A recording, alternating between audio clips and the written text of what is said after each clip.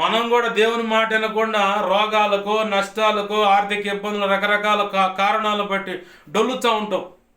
కప్పగొంతులేస్తా డొమ్కి డొమ్కి డొమ్కి అని చిన్నప్పుడు ఇలా అరే నేను చూడు ఎట్టేస్తాను చూడు అని చెప్పని ఇట్లా తల కిందకి పెట్టి ఎగరేలా కప్పగొంతులని ఆ ట్యాచా కూడా మనం ఇదే ప్రార్థన చేస్తాం, ప్రభు నేను నశించిపోయిన, నా పని అయిపోయింది, ఇక నన్ను తీసుకొని. ఆయన ఏం తీసుకోవడం అంత తేలిక. ఆయన అనుకున్న దారిలోకి, ఆ స్థానంలోకి నిన్ను తీసుకొచ్చాడు, ఆయన నిలబెడతాడు, కృపనిస్తాడు, బలపరుస్తాడు, అభిషేకం ఇస్తాడు, వాక్శక్తినిస్తాడు, ఆత్మ నడిపింపిస్తాడు, లేఖన ప్రత్యక్షతనిస్తాడు, వాక్య ప్రత్యక్షతని, ఆత్మ ప్రత్యక్షతనిస్తాడు, ఏంది బలపరుస్తాడు.